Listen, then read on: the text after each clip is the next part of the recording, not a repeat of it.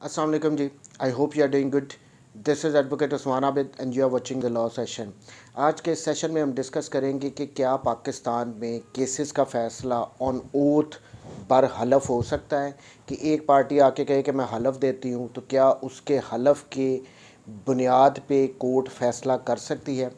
इससे जो relevant law provided है वो आर्टिकल 163 कानून शहादत ऑर्डर और सेकेंडली ओथ्स एक्ट 1873 जो कि एग्जिस्टेंस है पाकिस्तान में, इनमें प्रोवाइडेड है। आर्टिकल 163 में जो पहली बात की गई है वो ये है कि क्रिमिनल केसेस में नंबर वन, और सेकेंडली जो हदूद के केसेस होंगे उन केसेस का फ़ैसला ऑन ओथ बर हलफ नहीं हो सकता। ये क्लियर कट मेंशंस है कि क्रिमिनल केसेस में और हदूद केसेस में फ़ैसला जो है वो हलफ की बुनियाद पे नहीं होगा। सेकेंडली जो आर्टिकल 163 है उसमें ये मेंशन किया गया है कि अगर कोई प्लेंटिफ यानी मुदई जिसको हम कहते हैं, मुदई आके हलफ उठाता है और कहता है कि मैं हलफ देता हूँ कि मैं जो कह रहा हूँ वो सही है, मेरा स्टांस बिल्कुल ठीक है, तो इस सिचुएशन में क्या होगा। आर्टिकल 163 में सिर्फ़ और सिर्फ प्लेंटिफ का वर्ड यूज़ है। ऑन दी अदर हैंड जो ओथ्स एक्ट 1873 है उसमें कहा गया है एनी पार्टी, कोई भी पार्टी, ज़रूरी नहीं कि मुद्दई, मुद्दा ले भी आके कोर्ट में कह सकता है।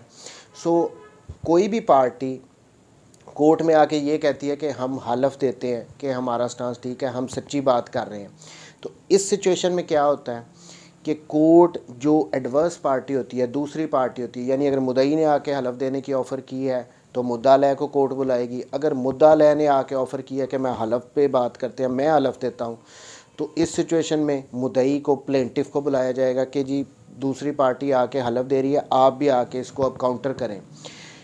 यहाँ पे कोर्ट दूसरी पार्टी को बुलाएगी। अब पहली सिचुएशन ये आती है कि मुद्दई ने हलफ उठाया और उस मुद्दा लय ने भी कोर्ट में आके हलफ उठा दिया, या मुद्दा लय ने ऑफ़र की कि मैं हलफ देता हूँ, उसके काउंटर में आके मुद्दई ने भी हलफ उठा दिया, यानी दोनों पार्टियों ने अगर हलफ उठा दिया तो क्या होगा। इस सिचुएशन में जो आर्टिकल 163 है उसमें क्लियर कट मेंशन किया गया है कि कोर्ट जिस किस्म का फ़ैसला करना चाहे वो कर सकती है। पहली बात, अब इसमें यह भी हो सकता है कि वो हलफ की बुनियाद पे ही सच्चा झूठा कर दे, but normally court safe side adopt करती है, और जो सुपीरियर कोर्ट्स की जजमेंट्स हैं उनमें भी यही कहा गया है कि अगर दोनों पार्टीज़ ने हलफ उठा लिया तो सेफ साइड ये है कि फिर ट्रायल कंडक्ट करो, कि अपना अपना केस प्रूव करो, क्योंकि दोनों पार्टियों ने हलफ उठा लिया है। सो कोर्ट सेफ साइड के तौर पे फिर नॉर्मल जो केस की प्रोसीडिंग्स होती हैं उनको अडॉप्ट करती हैं, केस को चलाती हैं। सेकंड सिचुएशन ये आती है कि अगर एक पार्टी ने आके ऑफ़र किया और उसने हलफ उठा लिया, बट जब दूसरी पार्टी को बुलाया गया तो उसने आने से इनकार कर दिया, उसने हलफ उठाने से इनकार कर दिया। इस सिचुएशन में क्या होगा। अब यहाँ पे जो ओथ्स एक्ट है उसमें क्लियर कट मेंशन किया है कि अगर एक पार्टी ने हलफ देने से इनकार कर दिया तो इस सिचुएशन में उस पार्टी को कंपेल नहीं किया जाएगा, उसको फोर्स नहीं किया जाएगा, उसको मजबूर नहीं किया जाएगा कि आप भी आके हलफ उठाओ। अगर वो हलफ नहीं देना चाहता तो उसकी मर्ज़ी।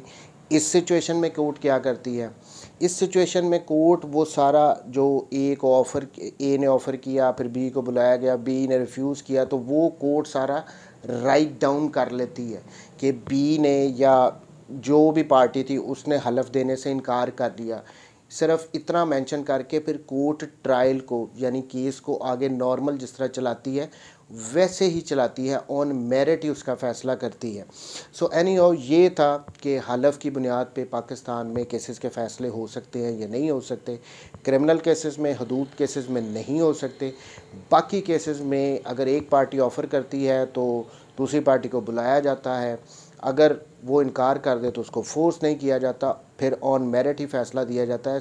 और जो उसने इनकार किया होता है वो एक रेलेवेंट बात हो जाती है कि अगर वो रिफ्यूज़ कर रहा है तो ये एक एडवर्स उसके अगेंस्ट ओपिनियन कोर्ट ड्रॉ कर सकती है।